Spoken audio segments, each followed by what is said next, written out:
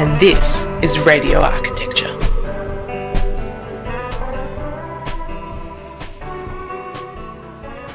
Good evening from beautiful Bunurong country. We are broadcasting to you live on Radio Karam from the ancient and unceded lands in the Karam Karam swamp of the Eastern Kulin Nation.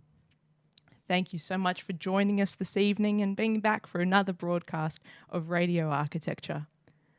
If you'd like to join the conversation, text us in the studio, send us a hello or a question. The number is 0493 213 831. We'd love to have you with us.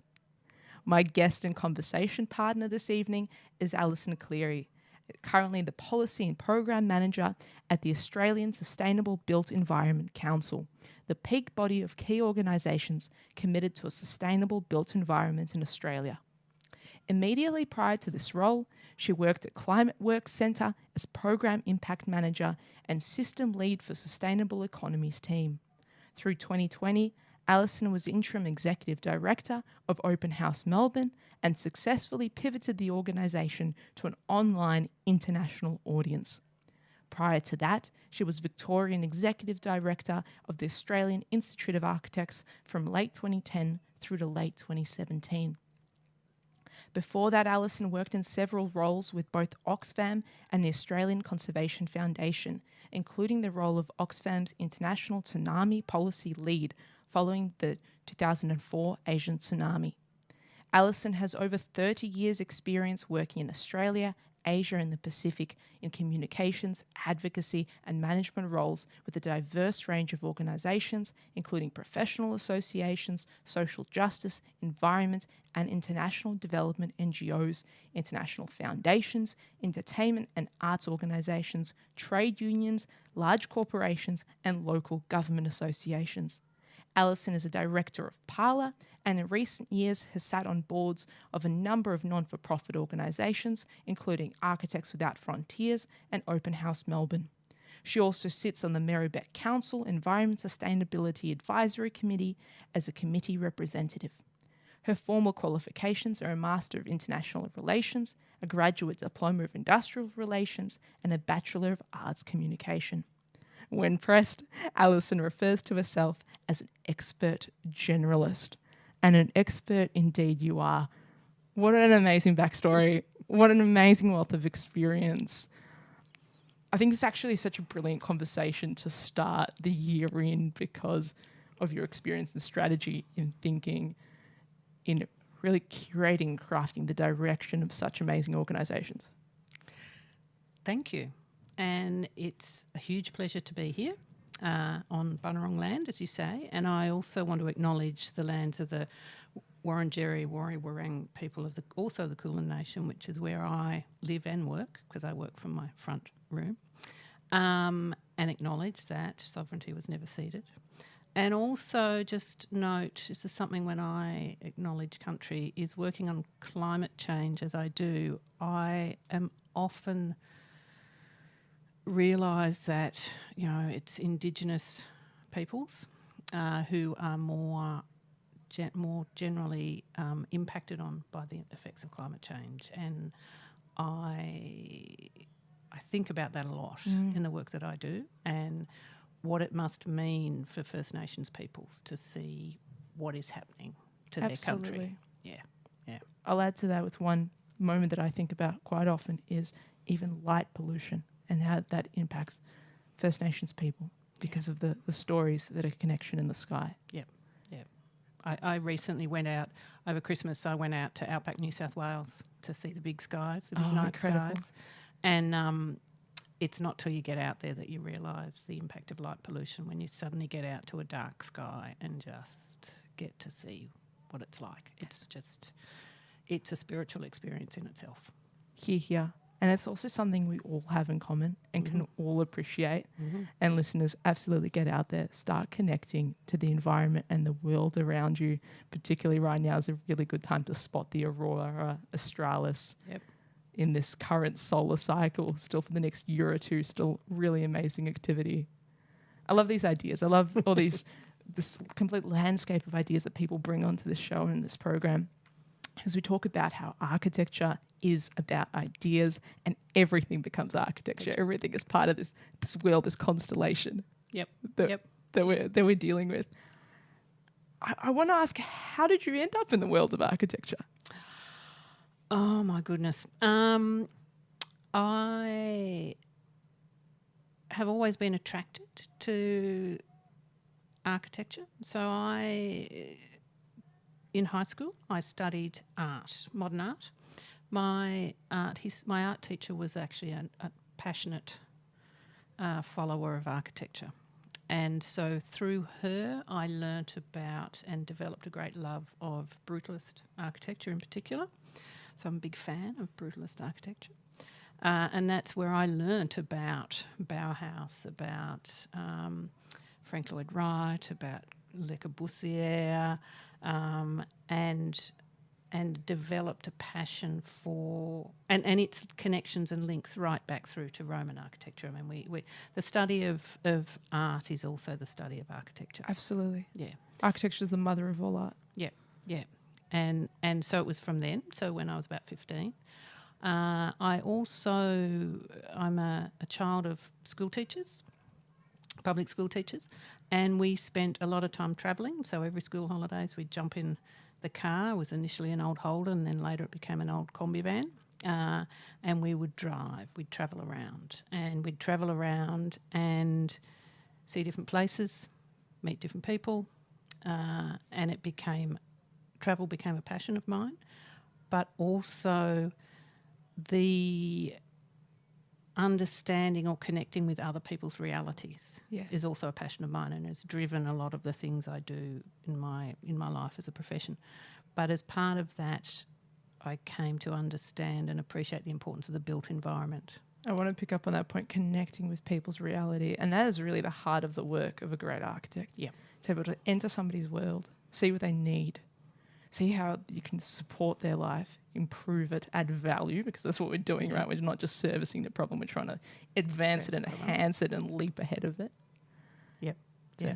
And I mean, at different points in my life, I've done all sorts of jobs. I've seen all sorts of realities that people have, and I guess I realised for me that the place that I operate the best is when I work with people to not just survive but to thrive. Yes. And it's the thriving where I think good architecture and sustainable built environment is so important. You know, it's what it brings to the table. Is, you know, when you're talking about, you know, I've worked in humanitarian space. That's about keeping people alive. That's about survival. Then when you move into the world of international development, that becomes more focused on thriving communities. And then when you move beyond that into sort of some other areas of work I've done, it's about not just thriving communities but thriving individuals and thriving families and thriving spaces as well. So. That really gets to the heart of both what the human condition needs and what it means to be human when we achieve good outcomes. But even just last week, listeners will know that we weren't broadcasting live because I joined the architects on Triple R in the studio, and I was asked about good versus great design. And that was exactly my point, that good design and results in thriving. That for people to thrive, that is the good design benchmark that we are looking for. But that's what people need. That's what humanity needs. In your work, how do you flex the muscle of empathy and deep listening and staying open? At the moment, in my current job, it's a different job to what I've had probably in my entire working career. So I actually tend to spend a lot of my time writing submissions, not a lot of empathy. So it's the interesting thing, because it's the thing that I miss from this role that I'm currently doing is the connection with people. And it's took me to step into this role that I'm currently doing, where I'm very much in a policy space and a policy advocacy space, but not from the perspective of going out and gathering the initial information. So a lot of my work in the past had been around working directly with communities, with people, with members, and translating their experiences and their realities into something else, be it be it delivering a service that they need when I was at the Institute of Architects, be it helping develop youth circus training for when I worked with Cirque du Soleil, which isn't in there because I didn't put it on my initial CV, or when I worked in Papua New Guinea working with women doing some land use planning and looking at their needs in very isolated parts of Papua New Guinea. That was all working from a point of working with individuals and translating their realities and their needs into something else that would help them thrive. Yes. My current job is more at the non-people end of that. So it's taking a lot of the stuff that other people have already done and putting it into words to deliver to politicians. Let's circle back to those early realities and early observations of reality. There's a question I like to ask all my guests, and that's, what's your earliest memory of a building or place? So this doesn't put me in a good light, but is one of my earliest memories. As a very young person, when I was about 4, from the ages of about 3 to 5 or so, we lived in a little place called Tibooburra. Now, Tibooburra is in the far northwest corner of New South Wales, so it's near the border of the last town between the border of New South Wales, Queensland and South Australia. My dad was the school teacher there. So the house that we lived in and the school itself, we lived next door, we lived in the principal's residence, so the sort of first buildings that I remember. But my first very distinct memory of those buildings was the toilet block, which was up the back. And because the toilet block had that incredible old green terrazzo type, it wasn't really terrazzo, I'm quite sure, but that green mottly floor on it, very, cement floor, but it was obviously, prescribed materials for the 1960s public service buildings in New South Wales. And it was on this toilet block was on a slight hill away from the school. And my earliest memory of the entire place and space was with my sister, and we were there, and the woman who used to come in and clean the toilet blocks came in, and she'd bring her very young son who was in a pram, and my sister and I realised that we could get the pram with this child in it at the top, at the front door of the toilet block, and take the brake off and push the pram, and it would stay on the cement path almost all the way down, and if we were lucky we'd get it before it came off the path. But I remember that being so impressed by this concrete, how smooth it was, and the incline, but also the actual floors of the toilet block. It's not uncommon for young children to be fascinated by public amenities. I know. I do actually hear that quite often. Yeah. And I'm kind of interested in that link to Architects Without Frontiers and humanitarian architecture, where there's even architects who specialise in that. Were famously, her name escapes me now, but she was famously named the Toilet Lady. Oh yes, yes. Doing work in toilets and amenities and hygiene is critically important in disaster response and humanitarian response situations. Yep.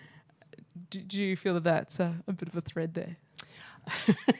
I'm not sure that's where it came from, but certainly, yes, it is. I mean, certainly my, living in outback New South Wales, which is a place that is very dear to my heart, and I like to get back to the outback, out into those big skies about once a year. If I can, it's where I can breathe. And certainly that also, and my upbringing, I mean, I'm sort of very open-minded, politicised parents, so we had a very open upbringing in terms of talking about social issues and those types of things. Being made aware of the privilege that I had and the privilege that other people did not experience and enjoy. And so from a very early age, I was involved in things like 40-hour famine, those types of things used to happen. World Vision used to run. And that was, part of that was that realisation around and interestingly, in 1974, when I was 9, we travelled in the combi van around Australia. My father took long service leave and we travelled around Australia, and we spent quite a bit of time in Central Australia in that time and became very aware of the disparities between white Australia and black Australia in that context. And I think it's those types of things that motivated me to go on and work in... my whole career has probably been within the context of social and environmental justice of some shape or form, and within the context of the built environment, because I love the built environment. But I also have a very strong passion for social and environmental justice. So it is the connection of those things. Yeah. Most listeners may think that it's not a common emergence out of rural New South Wales, and that perhaps your mindset and outlook on the world is actually very unique. I think probably it is more... is it unique? I'd like to think it's not. I think the willingness to sit with other people's realities, which keeps coming up, is not unusual. I mean, when you go to, even on this recent trip, I mean, we had some amazing conversations with people on this recent trip over holidays. We were in the pub in Hillston, which is between Burke and Cobar. And in the pub in Hillston, we spent 40 minutes or so talking to the woman who ran the pub, talking about all the issues and the challenges that exist for people living out there, about, you know, where you're wanting to send your kids, what you do with that. We talked about that. When we were in Brewarrina, we had a long conversation. We'd gone to Brewarrina talking about architecture. We'd gone to Brewarrina to see the fish traps, so the very ancient fish traps, 40,000 years old, some say, built by the traditional owners of the place. And we were talking to one of the traditional owners who was working in the supermarket. We were talking there about some of the Indigenous politics, but it was having that engagement. If you take the time to stop and talk and ask questions and listen to the answers, so if you are interested in what people have to say and not immediately judgmental, then it's incredible what you get. You know, people in the... And it was funny, we met several people some people just... The fact that there was people willing to chat, that was just, you know, they talked for hours. It's huge. It can change people's lives. It can change people's lives. We had other people who clearly don't spend a lot of their time talking. That's okay as well. You know, it's fine. Just, you know, don't judge them by that. But, I mean, I think I have a passion for the country. I'm an inner city girl. I'm not going to pretend I'm not. That's where I choose to live. But I breathe better. Yeah. Out in the bush, out in the outback. Do you document these adventures at all? I take a lot of photos. Yeah. These days I take a lot of photos. So, yeah. One of my other passions, not so much these days because I tend not to leave my front office, but I spent a good 10 years or so documenting Melbourne street art because I love street art. I love the ephemeral nature of street art. And that's about the connection between various communities and their built environment, which I find fascinating, and what's happened in terms of the sort of street art movement I find really interesting. But I did that I did that for about 10 years, I think. Is any of that publicly accessible? It is. It's on my Instagram page, which is SilverGecko21. I love your handle. Yeah. It's such a good Instagram handle. Take me back to your education. You started off with a Bachelor of Arts in Communications. Started off with Bachelor of Arts in Communications, which I did out in Bathurst in New South Wales. It was called Mitchell College then. It's now Charles Sturt University. It was a very well respected, basically, journalism degree at the time. I majored in theatre and politics.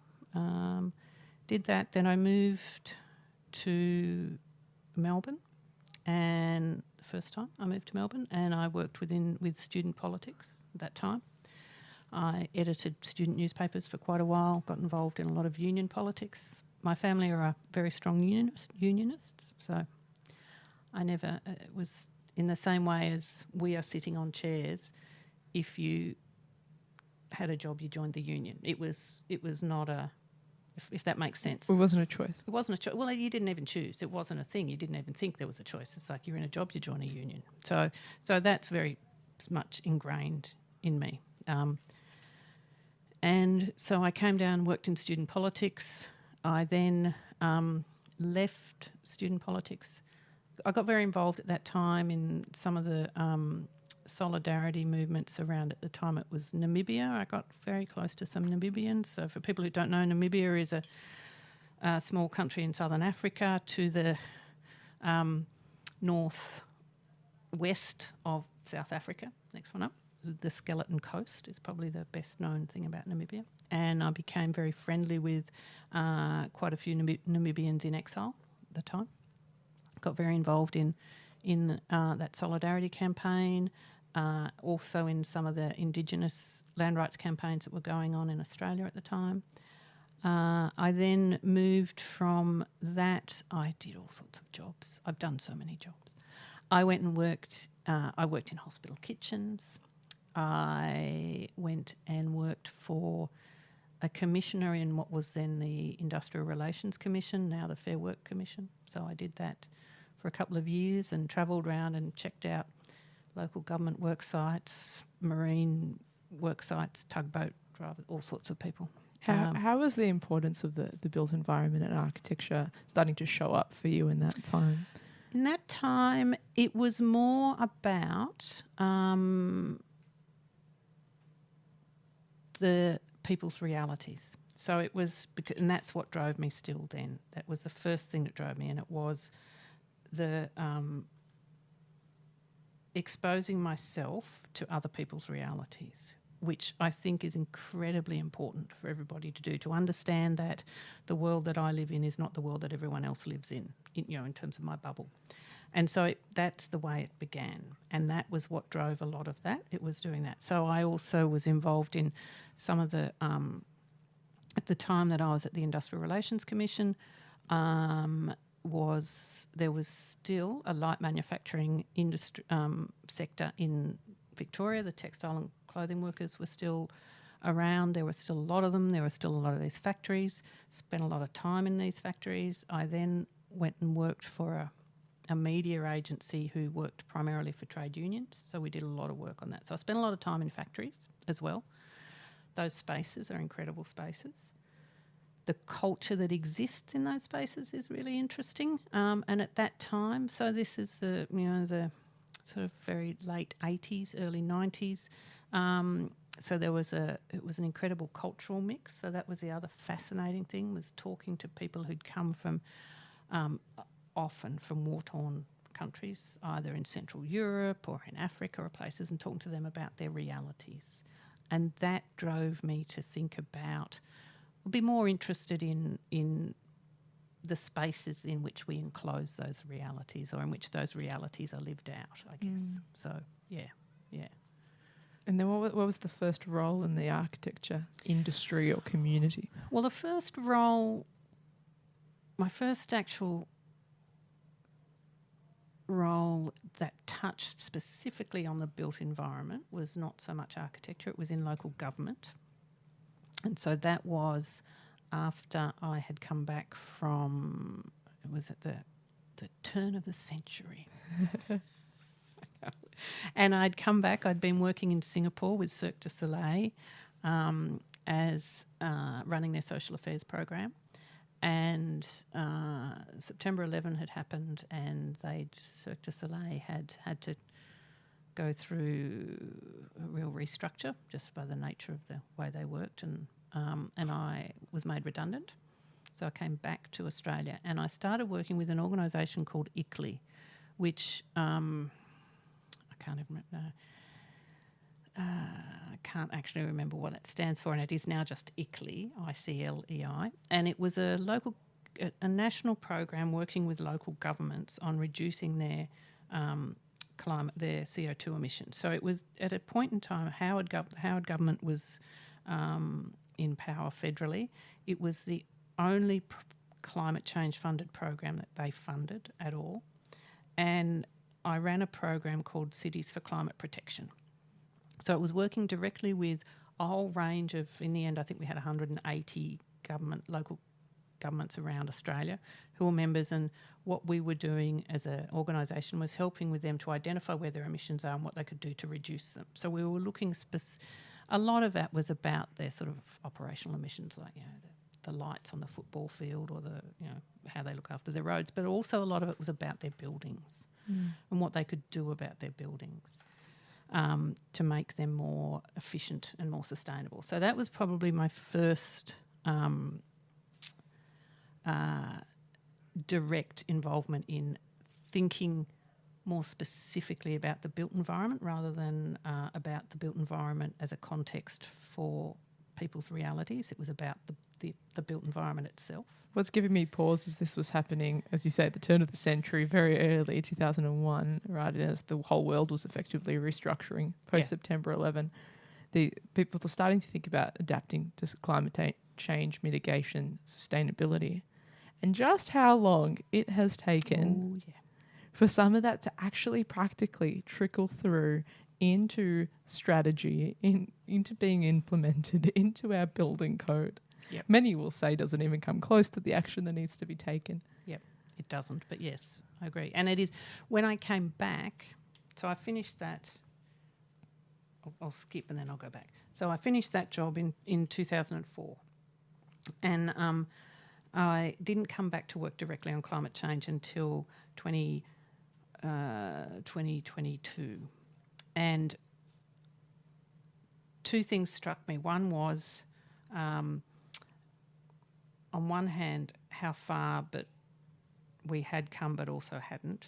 The things that were still being discussed that I had thought would have been resolved, that was really challenging for me, because I was like, surely we've resolved this issue by now. The other thing that struck me, though, which was interesting, was when I was working on it on climate change at the turn of the century, my partner was also working in that space at the time. We probably knew between us everyone in the country who worked on climate change and the names of their dogs and their kids and their partners. So a tiny section. Tiny. When I came back in 2022, it is an industry in itself, which gives me a level of hope in that, okay, I now no longer know everybody, thank God, because and it's suddenly become a topic that people are happy to talk about. You used to measure success. My partner used to measure success in the work that he did by how many times you'd get climate change mentioned in a newspaper on a given day. Wow. It was a good day if it got mentioned once anywhere in a paper. If it was made a front page news story, oh my God, it was so exciting. Wow. Yeah. What has this time taught you about tenacity and patience and... Well, for those people who... I moved in and out, so I haven't worked in that space the whole time. I've gone and done other things.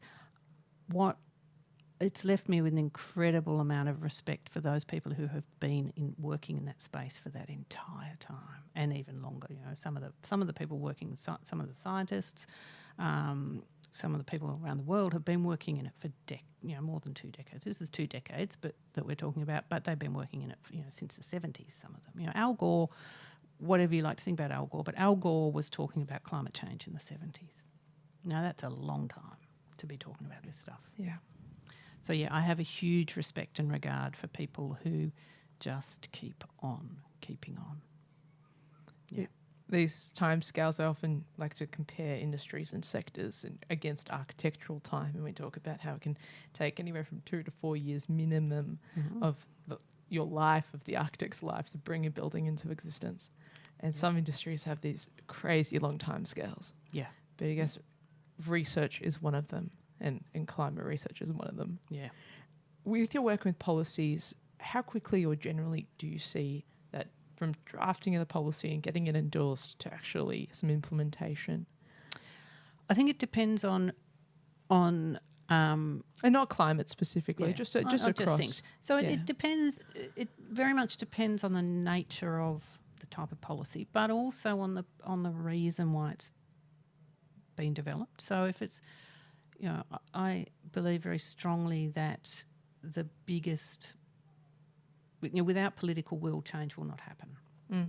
So, and political will can be expressed in a whole range of different ways.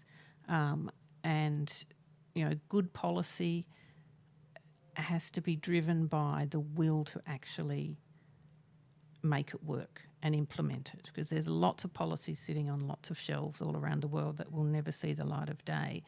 They require the political will to make them happen.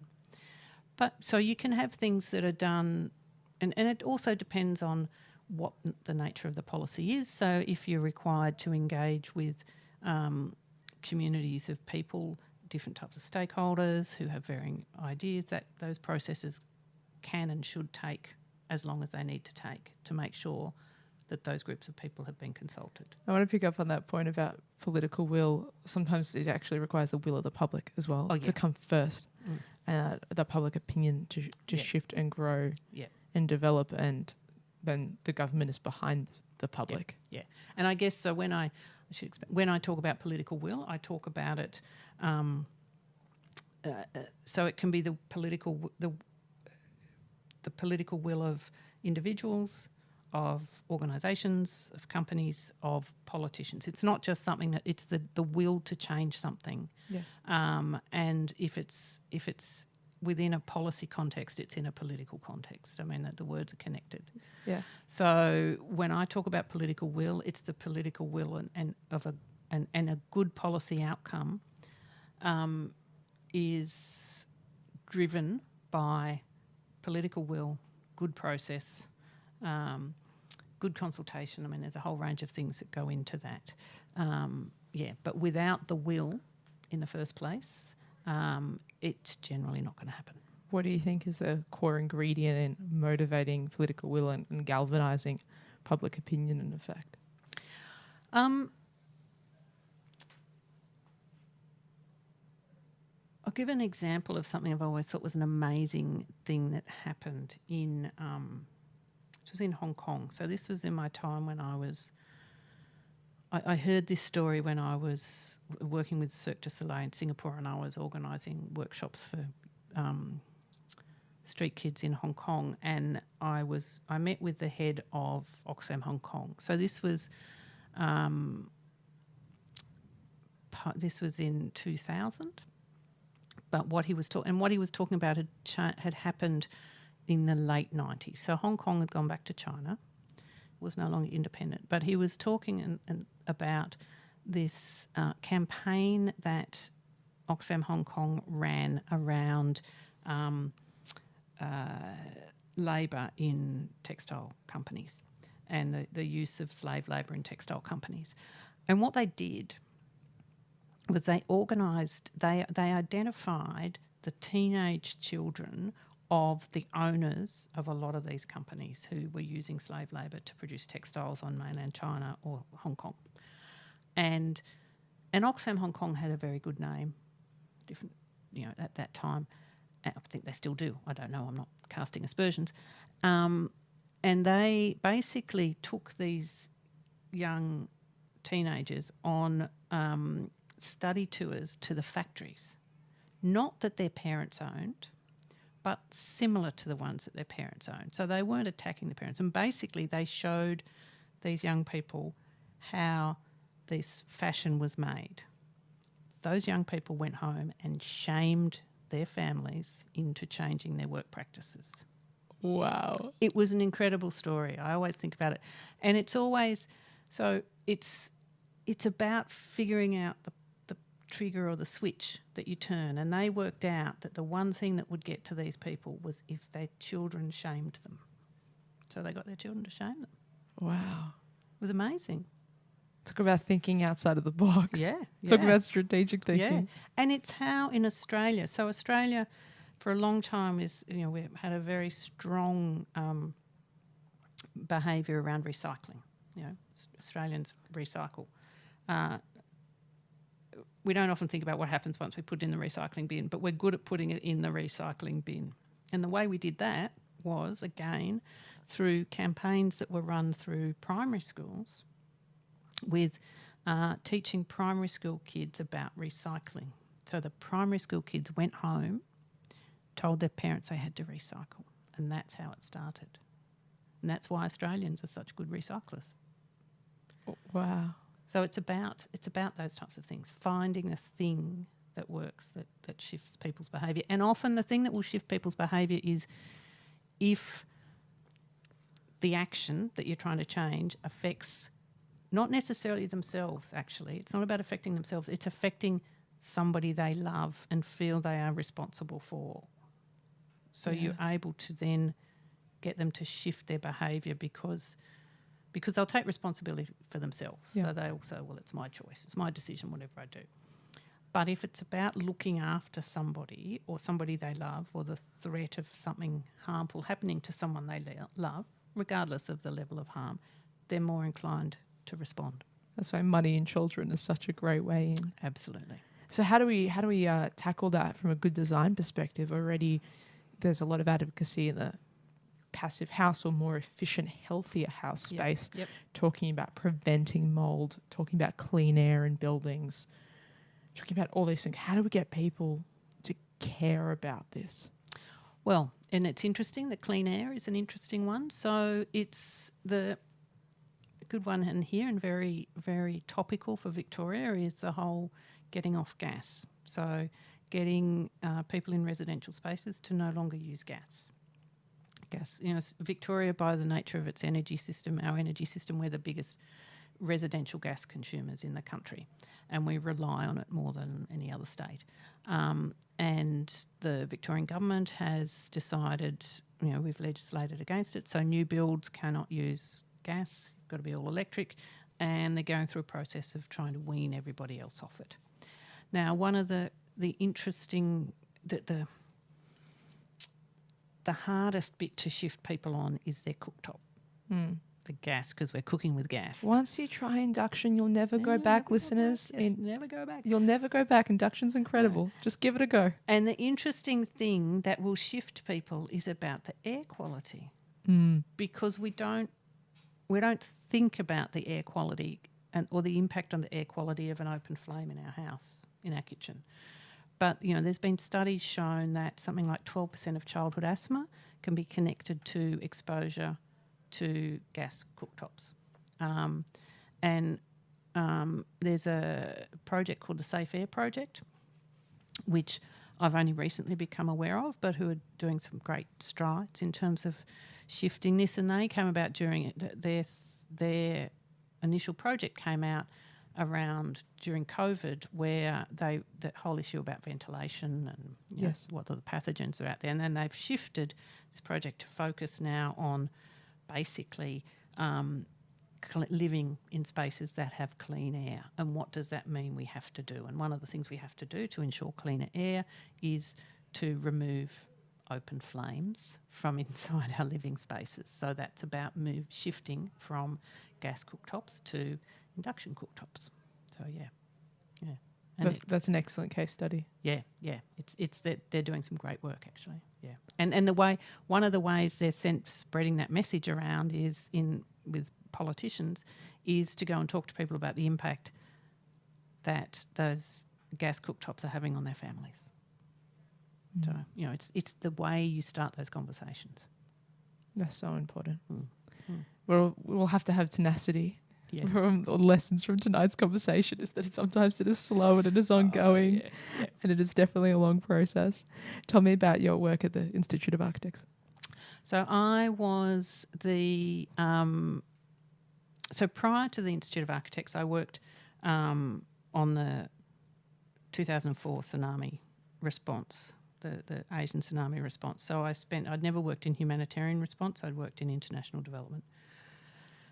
I went and worked as an advocacy, because that's what I do, on the tsunami response. So I spent a lot of time travelling around sort of tsunami impacted areas, and also to places like New York and Geneva and things. Sounds very high flying. It wasn't necessarily. It was a very hard job, but also sort of advocating for often on issues to do with housing, but not only, but housing, water and sanitation were the big ones, because we were dealing with the response, not the rescue operation. It was the response afterwards. Anyway, and I did that for 4 years, and then it was hard, and I realised I was not a humanitarian worker. I was if anything, an international development person. So the difference between surviving and thriving for communities.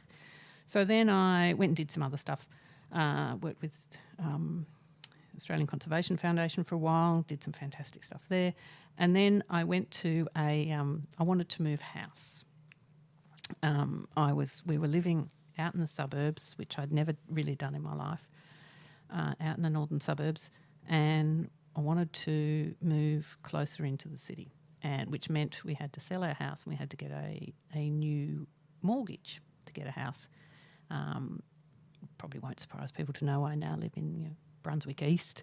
Feel very privileged. Anyway, we had to get a new mortgage. So to get a mortgage, I had to get a proper job because I had only been doing a lot of contracts and the bank wouldn't recognise my consulting income. So I had to go get a proper job. So I went to a recruiter and I said, look, I need a job, just any job. Just give me a job in state government, in policy, find me something just so that we can get this mortgage. And at that time, it had been when the then Labor government had lost to what was the Baillieu government, so when the Conservatives came back in 2010, and there were no state government jobs. There was a pause on state government hire, and they said, look, there's no state government jobs. There's this job with the Institute of Architects, though. And my response to that was, I don't even know architects. I didn't know. I knew one architect. I said, I don't know any architects. I'm not an architect. And they said, that's okay, they don't want an architect. So I went and had a few interviews and got the job as running the Victorian office. Stayed there from the end of 2010 to the end of 2017 I was there. And on one hand felt I'd found a tribe of people that I really love architects' brains. That observation of reality again. Yeah. So it was fascinating for me to work with architects, with these people who are the most left-right brain balanced people generally. They're sort of engineers and artists in the same body. Often somewhat socially awkward, a lot of them. I work well with socially awkward people. There's a whole. It's a fascinating. Like people with brains like that are quirky. I like quirky people. I'm quirky, and so.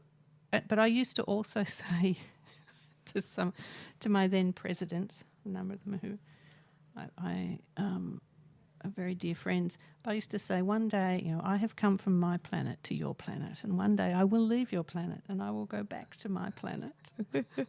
You're still in the planet. You're a director of Parlour. So I pop in and out of the planet, but most of my life is not on the planet. But yes, so that was, and it was fascinating. I mean, it was a very much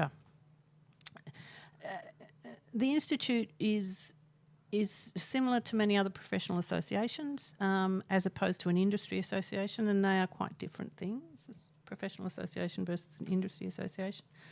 For me, it was again about experiencing or getting exposed to other people's realities, finding out what it was that they needed to thrive, what it was that they needed to be able to do their jobs well in this case. Sometimes it wasn't just their jobs, Some of the students I would come across, there were other issues, it was their sort of greater life issues. But it was about understanding what a community of people who I had no contact with prior to this, and by then I was 45, and suddenly it's like, wow, there's this group of people who do this amazing stuff. They're the people who create this built environment, which I love so much. And so to get to know that, to get exposure to the people who designed the city, it was Melbourne-based, so it's Melbourne architects that I know and love. And to get exposure to and to understand the history and to find out about it and to go, I got to see some amazing buildings, some amazing spaces.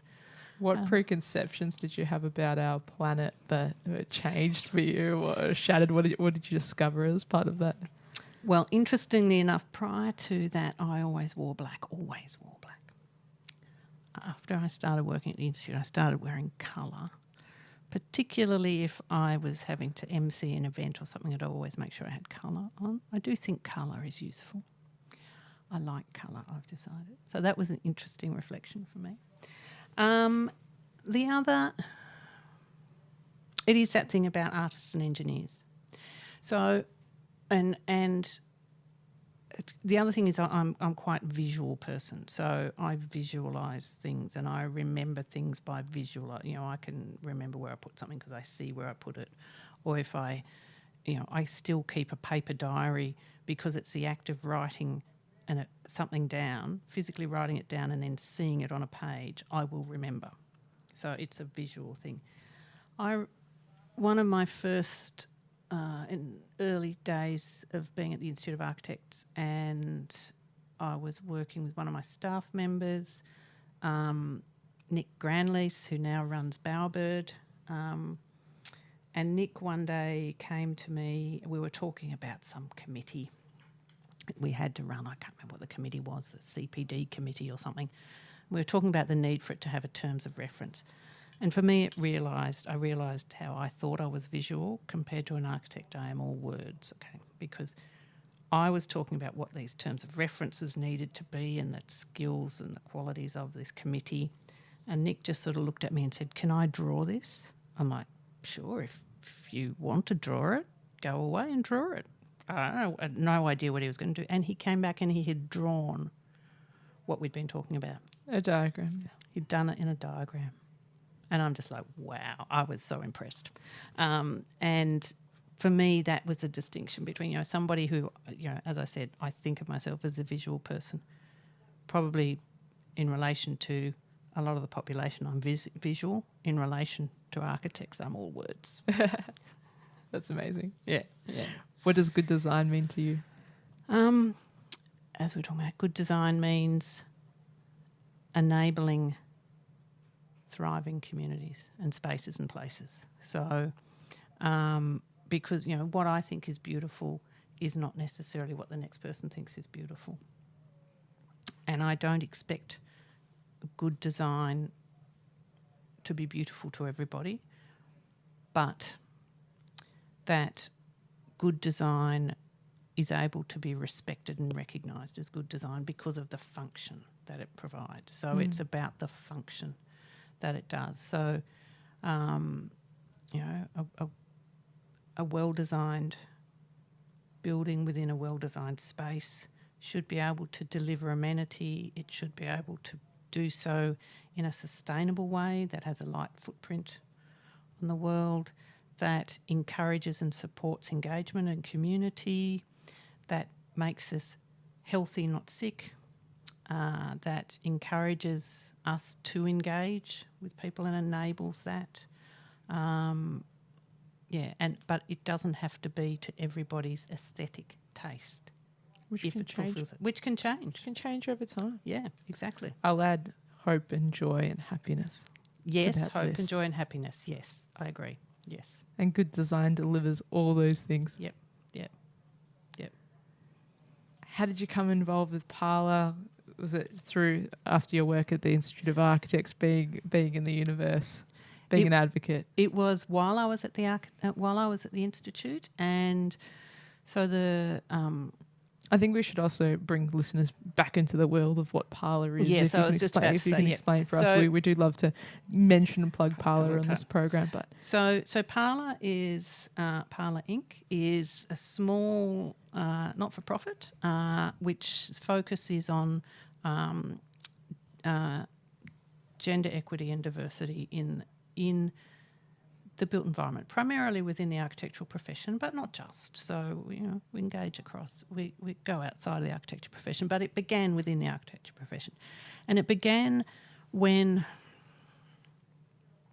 I'm just trying to think of the dates, it must have been 2014, 2013. If Justine's listening, she could text in the answer. When a group of architects had got a ARC grant to look at gender issues within the profession. And the Institute of Architects was an industry partner in that process. And because the majority of the people involved in that initial ARC grant were Melbourne-based, it became the connection to the Institute was very much through Melbourne. And at that time, the national office had moved of the Institute had moved to Melbourne from Canberra. So most of the national staff, a lot of the national staff were here in Melbourne. I'm proudly a strong feminist and was immediately attracted to this project and what it was hoping to do, and so I became quite involved in it in that way and championed it internally. There were a number of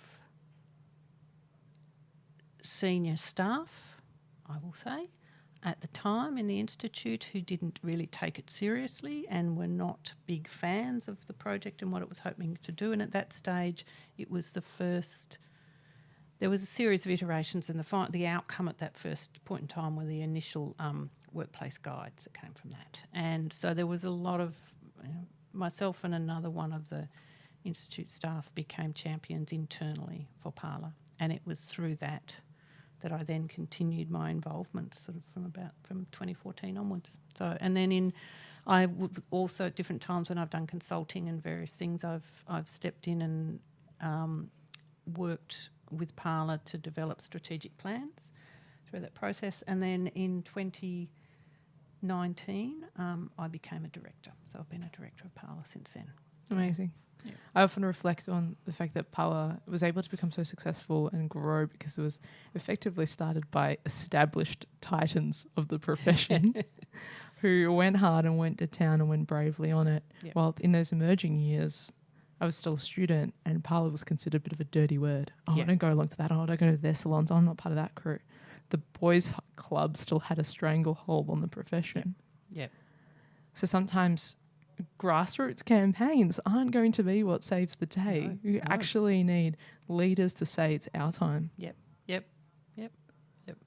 You do. And I think the other thing that happened for Parlour was getting a level of international recognition as well. So some of that engagement with both with New Zealand and with the US and some stuff happening with Reba meant that Australia had to take us seriously because the rest of the world were. And all of a sudden, I think the Institute in particular was suddenly like, oh, we can get some kudos from this in a way, we can, yeah. So It's a connection with the Royal British Institute of Architects. So yeah. So I can't remember exactly the connection with them, but there was, and I mean, the other interesting thing at the time was that, and again, I cannot remember the timing, it's shocking. I left the Institute at the end of 2017 and Justine had left, I think, Justine Clark, who is the driving force behind Parlour, had left. She'd been working with Architecture Media as an editor for them, which is how I first met Justine. And Justine's joined me on this program for a conversation, Yes, so listeners could circle back to that one and hear all about Justine's amazing journey. And I can't remember, and so Justine hails from New Zealand originally, though we now claim her as our own, as is often the case. But she had very strong connections back into which she still has, into the New Zealand architecture profession. And through a couple of our other Parlour directors, Naomi and Julie Willis, we had connections through to both the US and the UK. And it just enabled, as you say, because these women had their own networks. I mean, we leveraged a whole lot of our own networks, basically. Yeah, they were very senior, very established people. Yeah. What's been your biggest lesson throughout your career so far? And much still ahead of you, no doubt. You've got so much energy and huge motivations, huge plans, but in already this huge time frame, what's been the biggest lesson for you? I think, interestingly, and it's taken me a long time to learn this lesson, and probably some people would argue I haven't yet learnt it, but is that you don't have to win every battle to win a war. And while I don't necessarily like to use that type of language, I think it's a little bit aggressive, but I do actually think it's true. You don't, and it's knowing when to pull back. which is the bit of that I probably haven't learnt yet. But knowing that I need to know when to pull back. And so it's, you don't have to win. You don't have to win every battle to win a war. And the other one, actually, the other lesson I have learnt is that the opportunity to get a message across can appear at any time. So at different times I've done advocacy training for activists around the region and various places. And I one of the things I talk about in that is that as an activist campaigning on whatever the issue is you always have your ears open to an opportunity to talk to somebody, anybody. So you never know who you're sitting next to on a plane. Oh, yeah, that's a famous one. Yeah. So you never know who you might be sitting next to on a plane. Which coming from me is interesting because when I get on a plane, I just, try to shut down. But anyway, I do make a point of trying to figure out who the person is next to me and if I need to impart a message, I do. But it's incredibly important. You never know the opportunities you're going to get. And that's that thing about when we were talking in the very beginning about if you're interested and if you listen and if you talk to people, you can identify, you can work out what's your opportunity. But you shouldn't see people as an opportunity. You see people as themselves, and from that amazing stuff flows. So it's not about going, okay, well, what can I get out of this person or what can I get out of that person?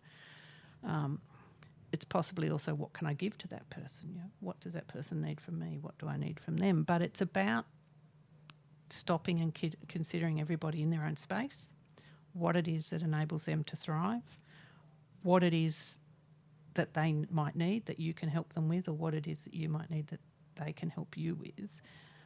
And so it's actually taking the time to listen. Yeah. It's a core value of my practice in this program about the importance of deep listening. Yeah. I want to pick up on the fact that you structured all those points as a question as well. How much more important it is to ask questions. Yeah, it's very important to ask questions. What do you wish the public knew about architects and architecture?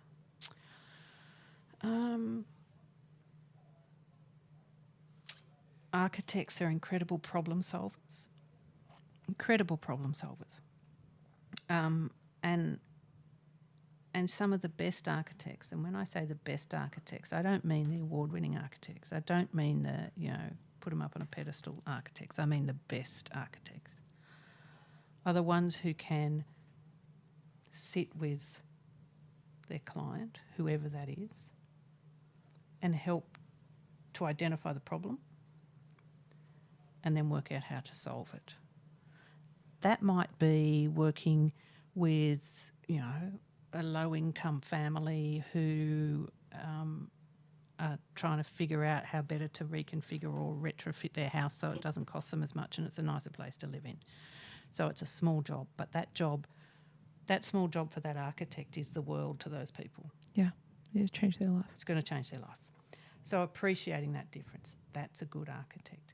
That same, the best architects similarly can go into spaces to build community buildings and help identify what it is that community building, what the issue is the community building needs to address, how best to address it, who best to address it. In my mind, one of the best architects I've ever met was a guy called Paul Falleros, who I've never seen any of Paul's buildings. Paul, and a lot of listeners will know Paul. Paul is an incredible man. He died in maybe 2017. Paul he did two things. He was an incredibly good architect and an awarded architect. He designed and built houses for rich people on the northern beaches of Sydney. Paul also went and spent and with that money he made from that, he put that back in and he went and worked with Indigenous communities. Paul and a doctor and I think maybe a lawyer, I can't remember exactly, the three of them anyway, with three friends, and they went out and they decided to try and tackle some of the health issues that were happening in the Northern Territory for Indigenous communities. And I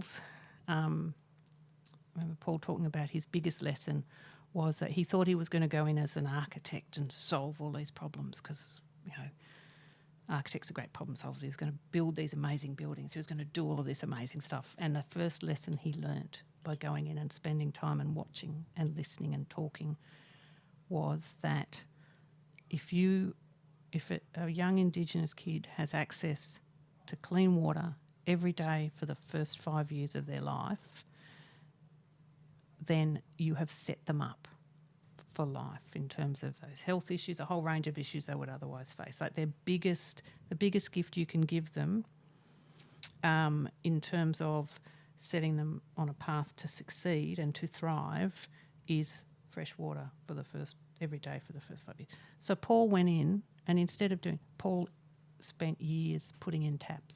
That's what he did. Just went and put in taps. Incredibly humble, big man, really big, tall man, huge man. And then he also went and did that same work in Nepal. He went in and put in toilets in Nepal. And he also had a philosophy where he would never, unless he was training local people to do the work that he did, he wouldn't go and do it. He wouldn't just go and do it. He wouldn't bring in crews from anywhere else. He would insist that he had to have local people to train so they could keep it going when he left. He also went in and worked in Harlem in New York. He was invited to go in there and work in some of the tenements in there and work with them, and did exactly the same stuff. I mean, he was in the world lost a very special person when Paul Falleras died. And he, for me, embodies what is good architecture, because he realised, he knew he was highly capable of designing these incredible buildings that people would pay millions of dollars for. He could do that. There was no doubt about that. But his value, and he understood his value, the thing that brought him joy and gave him value was this work that he did with Indigenous communities, which was putting in taps and building toilets in Nepal and, fixing plumbing in tenements, in slum tenements in New York. That's a good architect. Yeah, amazing. And this conversation has come full circle from amenities. Yes, we've come back to the toilets. I'm mindful of the time, so I'll ask my last question. Yeah. And that's, what gives you hope? I knew this was coming. My tomatoes give me hope. So I have a veggie plot owner or leasee at Ceres Gardens in Brunswick. Going to my garden on a daily basis gives me hope at this point in time where there's lots of reasons to not have hope, because it grounds me. You're growing things. There are new things coming which will help me thrive. And it also reminds you that the seasons pass, that time will pass, that this will pass, something new will come, something new will grow. Something new to plan for. Something new to plan for, new things to plant, new things to nourish. And it's that cyclic stuff which gives me hope. 4 years goes by very quickly. I love that. Beautiful note to end on. Thank you so much for joining me on the program tonight, Alison. Thank you so much for having me. Thanks for joining me for another evening of radio architecture with Ilana Razbash. This live show was broadcast and recorded in the Radio Karim studio on Bunurong Country. You can replay the show wherever you get your podcasts. Thanks for tuning in and supporting community radio. Take care.